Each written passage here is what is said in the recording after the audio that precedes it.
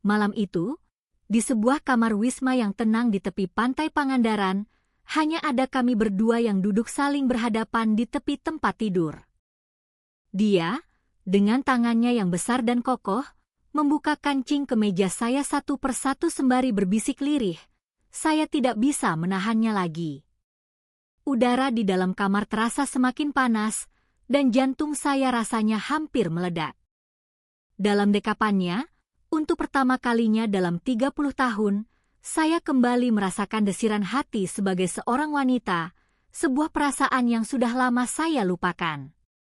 Namun, saat saya mengetahui identitas asli pria itu di kemudian hari, seketika itu juga napas saya terasa tercekat. Nama saya Ratna, tahun ini usia saya menginjak 67 tahun. Sejak suami saya terserang stroke 3 tahun lalu, hidup saya habis hanya untuk merawatnya seharian penuh. Dari pagi hingga malam, rutinitas saya hanyalah menyiapkan obat, memandikan, dan menyuapinya makan. Begitu terus, berulang setiap hari. Suatu pagi, saya menatap pantulan diri saya di cermin meja rias. Rambut yang memutih dan kerutan dalam di wajah membuat saya menghela napas panjang tanpa sadar. Sejak kapan saya berubah menjadi sekadar perawat lansia? Kemana perginya Ratna, seorang wanita yang dulu penuh kehidupan? Saat itulah ponsel saya berdering. Itu telepon dari sahabat lama saya, Yuni. Ratna, akhir pekan ini ikut aku ke pantai Pangandaran, yuk.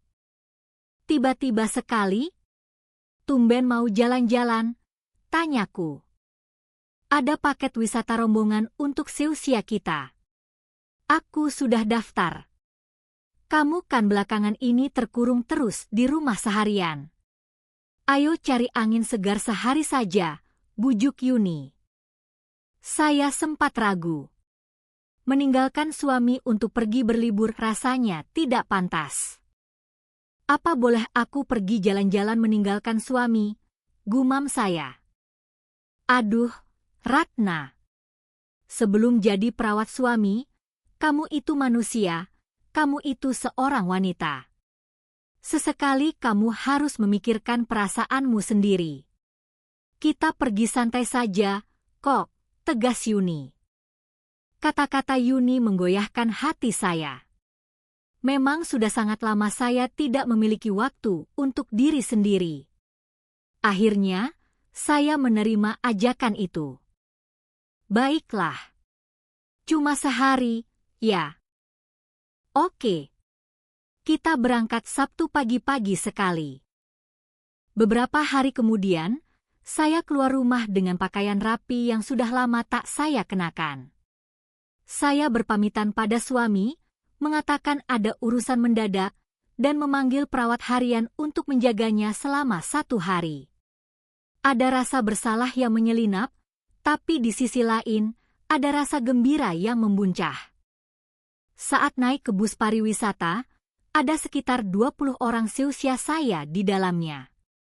Semua tampak bersemangat melihat keluar jendela. Tanpa sadar, hati saya terasa lebih ringan. Sudah lama sekali saya tidak merasakan perasaan lega seperti ini. Begitu bus berangkat, pemandu wisata mengambil mikrofon. Bapak-bapak, ibu-ibu, tujuan kita hari ini adalah Pantai Indah di Pangandaran, Jawa Barat. Nanti setibanya di sana, kita akan bagi menjadi kelompok, 1 kelompok 2 orang, untuk jalan-jalan di pantai dan melihat pemandangan dari Bukit Karang. Mendengar kata 1 kelompok 2 orang, saya sedikit tegang. Saya pikir saya akan bersama Yuni, dan saya khawatir jika harus berpasangan dengan orang asing. Jangan khawatir, Ratna. Kamu pasti sekelompok sama aku, kata Yuni menenangkan, seolah bisa membaca pikiran saya. Namun, sesampainya di lokasi, pemandu wisata mengocok nama secara acak. Dan benar saja, saya terpisah dari Yuni. Pasangan saya adalah seorang pria berpenampilan tenang yang terlihat berusia akhir 60-an. Selamat siang. Nama saya Hadi, sapa pria itu dengan sopan. Iya, selamat siang. Saya. Sari, jawab saya. Entah kenapa, spontan saya menyebutkan nama samaran, bukan Ratna. Mungkin karena saya ingin lari sejenak dari kenyataan hidup saya yang berat. Awalnya terasa sangat canggung. Berjalan menyusuri pantai berdua saja dengan pria asing membuat hati saya tidak tenang. Namun, Pak Hadi sama sekali tidak membuat saya merasa terbebani. Sudah lama tidak main ke laut, Bu? Tanyanya. Iya, sudah lama sekali. Mungkin sudah lebih dari 10 tahun. Bapak juga? Sama, Bu. Saya juga tidak berani datang ke tempat seperti ini sendirian, jawabnya. Obrolan kami mengalir begitu saja.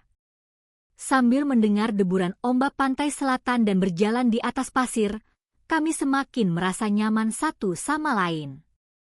Pak Hadi bercerita bahwa dia adalah pensiunan guru, dan saya mengaku bekerja sebagai perawat lansia. Tentu saja, saya tidak mengatakan bahwa pasien yang saya rawat adalah suami saya sendiri. Pekerjaan merawat lansia pasti berat ya, Bu? Iya. Kadang saya sampai lupa siapa diri saya sebenarnya. Seharian mengurus orang lain, sampai saya tidak tahu di mana keberadaan diri saya sendiri. Saya sangat mengerti perasaan itu. Saya juga sering berpikir begitu setelah istri saya meninggal. Untuk siapa sebenarnya saya hidup? Mendengar itu, dada saya terasa sesak. Ternyata pria ini juga menyimpan kepedihan yang mirip dengan saya. Maaf, kalau boleh tahu, kapan ibu meninggal? Tanya saya hati-hati. 2 tahun lalu. Kecelakaan lalu lintas yang mendadak. Suara Pak Hadi terdengar menyiratkan kesedihan yang mendalam. Saya tidak bertanya lebih lanjut. Setelah berkeliling pantai, kami naik ke arah Bukit Karang untuk melihat pemandangan. Sambil menanjak pelan, topik pembicaraan kami beralih ke masa kecil, film-film lawas, dan lagu-lagu kenangan. Ibu suka lagu-lagu Bro Eri Marantika? Tanyanya tiba-tiba. Loh, kok Bapak tahu? Saya suka sekali. Terutama lagu-lagu romantisnya. Saya juga. Apalagi lagu Angin Malam, itu favorit saya. Wah, saya juga suka lagu itu. Senang sekali rasanya bisa mengobrol dengan seseorang senyaman ini setelah sekian lama. Sesampainya di atas bukit, hamparan laut biru Samudra Hindia yang tak berujung terlihat begitu memukau. Saat itu, saya merasakan kebebasan dan desiran hati yang sudah lama hilang. Indah sekali, ya, gumam saya. Betul. Melihat pemandangan seperti ini bersama seseorang rasanya jauh lebih indah, sahut Pak Hadi. Wajah saya terasa memanas mendengar ucapannya. Sejak kapan saya lupa rasanya tersipu seperti ini? Matahari mulai condong ke barat, mewarnai langit dengan semburat jingga. Kami duduk bersisian di atas batu karang, menatap matahari terbenam.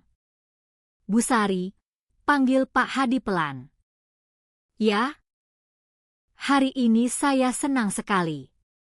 Sudah lama sekali saya tidak menghabiskan waktu seperti ini dengan seseorang. Bersamaan dengan ucapan itu, tangan Pak Hadi perlahan menggenggam tangan saya. Saya terkejut, tapi tidak menepisnya. Kehangatan tangannya membuat saya merasa dilindungi. Saya juga, Pak. Rasanya seperti kembali menemukan diri saya yang hilang. Kami saling bertatapan dalam cahaya senja. Wajah kami perlahan mendekat. Saat menatap mata Pak Hadi yang teduh, saya memejamkan mata. Dan bibir kami pun bertemu. Ciuman itu lembut dan hangat. Detik itu, saya kembali merasakan diri saya sebagai seorang wanita seutuhnya. Malam harinya, setelah kembali ke penginapan, saya duduk sendiri di kamar menatap keluar jendela. Tiba-tiba, terdengar ketukan pelan di pintu. "Bu Sari, ini saya." Suara Pak Hadi terdengar dari luar. Saat saya membuka pintu, Pak Hadi berdiri di sana dengan ragu. Kami saling memandang tanpa kata. Emosi yang tertahan sepanjang hari itu rasanya siap meledak kapan saja. Pak Hadi menyentuh pipi saya dengan lembut, dan sentuhan itu membuat saya memejamkan mata. Bibir kami kembali bertemu, kali ini lebih dalam dan penuh kerinduan. Saya menarik tangannya masuk ke dalam kamar, dan kami berpelukan erat tanpa perlu berkata apa-apa. Selama 67 tahun hidup, malam itu saya menemukan kembali gairah yang sempat padam. Pak Hadi pun memeluk saya dengan hati-hati namun penuh hasrat, seolah kami berdua sedang saling menyembuhkan luka. Cahaya bulan menerobos masuk lewat celah jendela, menyinari kamar dengan remang-remang. Di sana, kami saling menghibur kesepian masing-masing. Itu bukan sekadar nafsu, melainkan momen untuk mengisi kekosongan hati yang telah lama kering, saling membasuh luka satu sama lain. Dalam pelukan Pak Hadi, semua beban dunia rasanya sirna. Realitas berat merawat suami selama 3 tahun, kesedihan akan masa tua, semuanya terlupakan. Keesokan paginya, saat saya membuka mata, Pak Hadi sudah berdiri menatap keluar jendela. "Bapak bangun pagi sekali," sapa saya. "Iya. Saya tidak bisa tidur." "Terima kasih untuk semalam," ucapnya. Ada nada perpisahan dalam suaranya. Saya pun tahu. Waktu mimpi indah ini tidak bisa berlangsung selamanya. Saya juga. Benar-benar bahagia rasanya setelah sekian lama. Kami saling tersenyum tipis. Senyum yang menyiratkan rasa terima kasih sekaligus perpisahan. Saat sarapan di ruang makan, Yuni menatap saya dengan tatapan menyelidik. "Ratna, tidur nyenyak semalam? Kok wajahmu kelihatan cerah banget?" godanya. "Ah, cuma senang saja bisa lihat laut," jawab saya mengelak. Setelah makan, tiba waktunya pulang. Saat membereskan barang dan naik ke bus, saya dan Pak Hadi secara alami menjaga jarak. Seolah kami sudah berjanji tanpa kata. Di dalam bus, Pak Hadi duduk beberapa baris di belakang saya. Setiap kali pandangan kami tak sengaja bertemu, kami hanya mengangguk pelan. Dalam perjalanan pulang menuju Jakarta, saya merenung menatap jalan tol. Bagaimana nasib hubungan singkat ini? Haruskah saya minta nomor teleponnya? Namun, hati kecil saya sudah tahu jawabannya. Sesampainya di terminal, Pak Hadi menghampiri saya perlahan. "Bu Sari." "Iya, Pak. Cukup sampai di sini saja takdir pertemuan kita. Kita harus kembali ke kenyataan masing-masing," ucapnya. Mendengarnya, hati saya nyeri, tapi juga lega. Saya pun memikirkan hal yang sama. Iya, saya mengerti. Meski singkat, ini kenangan yang sangat indah. Saya juga. Berkat Ibu, saya bisa merasakan kembali perasaan yang sudah lama mati. Terima kasih. Kami mengucapkan salam perpisahan singkat dan berjalan ke arah yang berlawanan tanpa menoleh lagi. Di dalam taksi menuju rumah, saya baru sadar, kami bahkan tidak tahu nama asli masing-masing. Bagi dia, saya adalah Sari, bukan Ratna. Kami tidak bertukar nomor telepon, tidak tahu alamat rumah. Tapi justru itu yang membuatnya indah. Momen murni tanpa beban kenyataan. Begitu sampai di rumah dan melihat suami saya terbaring, saya langsung terhempas kembali ke bumi. "Pak, Ibu pulang," ucap saya lirih. Malam itu, sambil merawat suami, pikiran saya terus melayang ke momen di Pangandaran. Jalan-jalan di pantai, matahari terbenam, dan pelukan hangat Pak Hadi. Semuanya terasa seperti mimpi. Namun, saya harus bangun. Saya adalah seorang istri yang merawat suami yang sakit. Itulah peran saya. Hari-hari berlalu. Rutinitas kembali seperti semula, tapi ada perubahan kecil dalam hati saya. Saat bercermin, saya tidak lagi merasa seputus asa dulu. Hari itu telah menanamkan kembali kepercayaan diri saya sebagai seorang wanita. Kenangan itu saja sudah cukup membuat saya bahagia. 6 bulan kemudian. Suatu pagi, teman SMA saya, Lina, menelepon dengan suara panik. "Ratna, ibuku meninggal dunia semalam." Astaga, innalillahi. Kok bisa mendadak begitu, Lin? Beliau jatuh di kamar mandi, dibawaku UGD tapi tidak tertolong. Ibu Lina sudah seperti ibu sendiri bagi saya sejak masa muda. Saya segera bersiap mengenakan pakaian hitam dan berangkat ke rumah duka. Banyak pelayat sudah berkumpul. Saya memeluk Lina, mencoba menguatkannya, lalu memberikan penghormatan terakhir di depan jenazah. Setelah selesai berdoa, saya keluar ke teras rumah duka untuk berbincang dengan pelayat lain. Tiba-tiba, terdengar suara yang sangat familiar dari arah belakang. Turut berduka cita sedalam-dalamnya, ya. Suara itu membuat sekujur tubuh saya membeku. Perlahan, saya menoleh. Di sana berdiri pria yang 6 bulan lalu saya panggil Pak Hadi di pantai Pangandaran. Napas saya tercekat. Tidak pernah terlintas dalam mimpi saya bahwa kami akan bertemu di sini. Dia pun tampak kaget melihat saya, namun dengan cepat menguasai diri. Lina menghampiri pria itu. "Hendra, terima kasih sudah datang. Sudah lama sekali ya kita tidak bertemu." Hendra. Nama aslinya bukan Hadi, tapi Hendra. "Lina, kamu pasti terpukul sekali." "Maaf aku baru bisa datang," ucapnya. "Makasih ya, Hendra." "Oh iya, kenalkan, ini sahabatku, Ratna." Saat itu, saya bingung harus bersikap bagaimana. "Selamat siang," sapanya sopan, seolah kami baru pertama kali bertemu. "Iya." "Selamat siang," jawab saya kaku. "Ratna, Hendra ini teman akrabku waktu SMP. Sahabat lamaku, jelas Lina."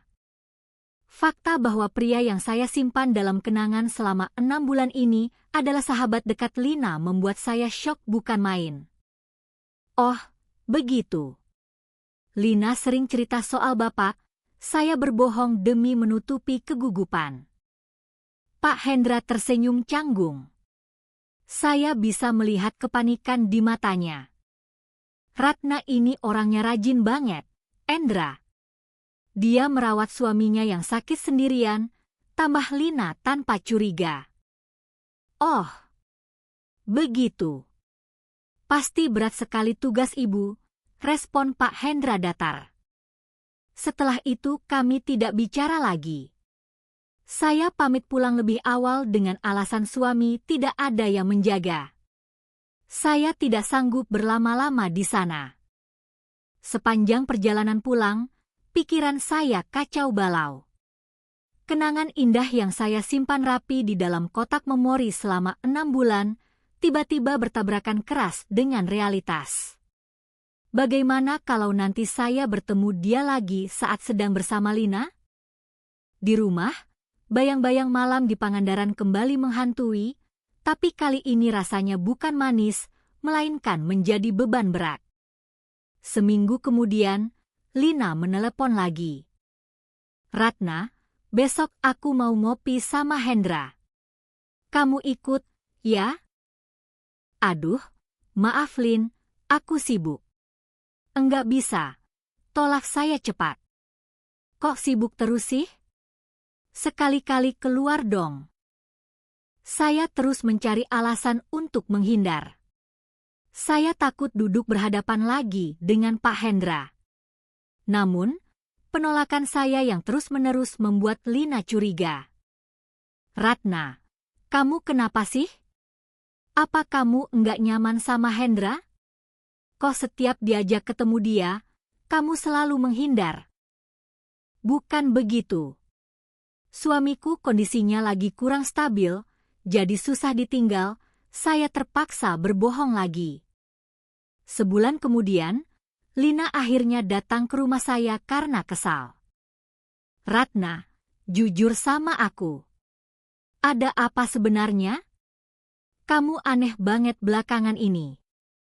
Saya menatap wajah sahabat saya dengan perasaan bersalah. Rasanya ingin sekali menumpahkan semuanya. Lina, sebenarnya aku pernah menghabiskan 1 malam dengan Hendra 6 bulan lalu.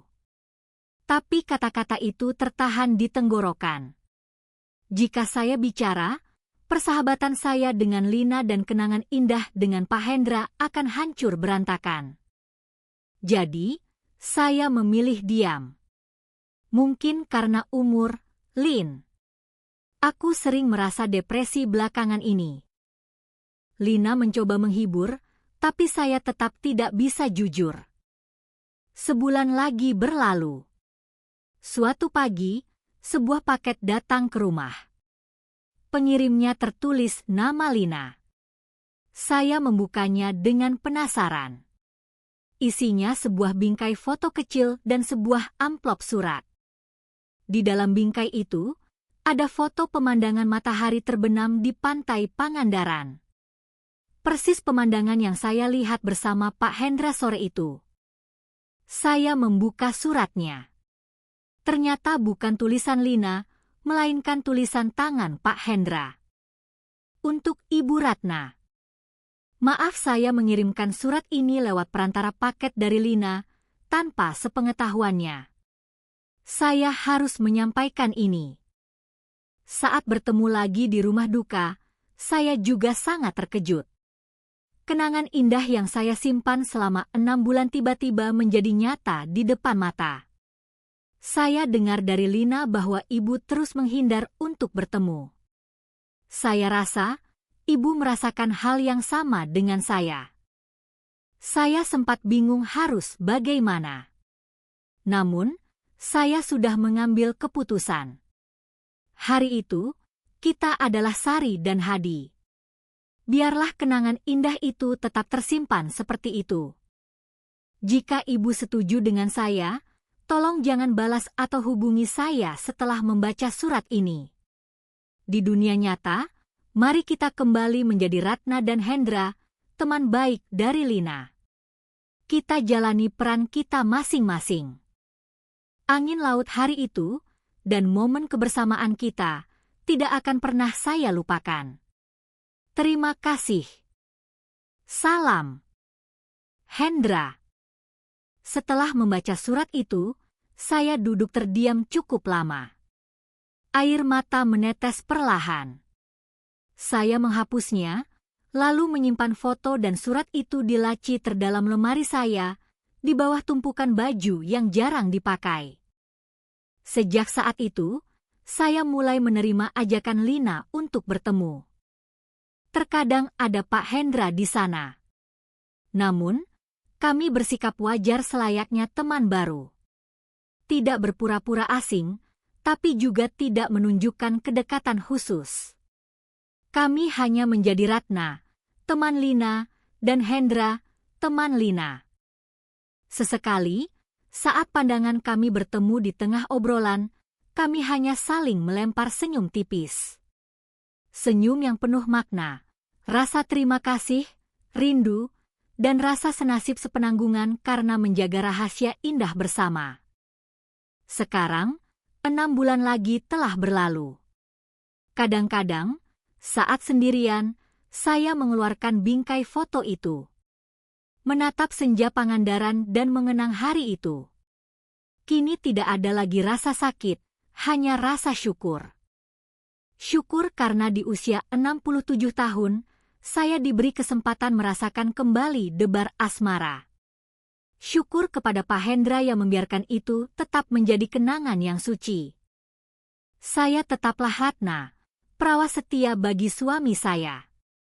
Tapi kini, di dalam hati saya, ada kehangatan kecil yang terus menyala. Saat bercermin, saya tidak lagi bertanya siapa aku, melainkan tersenyum dan berkata, aku masih seorang wanita. Bapak-bapak, ibu-ibu, hari itu mengajarkan saya satu hal, meski hanya berlangsung 1 hari, jika perasaan itu tulus, ia bisa menjadi bekal kebahagiaan seumur hidup. Dan terkadang, tidak menanyakan nama asli atau bertukar nomor telepon justru membuat sebuah kenangan menjadi abadi dan sempurna. Hari ini pun saya memulai hari dengan merawat suami. Namun di sudut hati, saya menyimpan rahasia manis yang selamanya akan menjadi milik saya. Dan itu saja sudah cukup membuat saya bahagia. Terima kasih sudah mendengarkan cerita saya.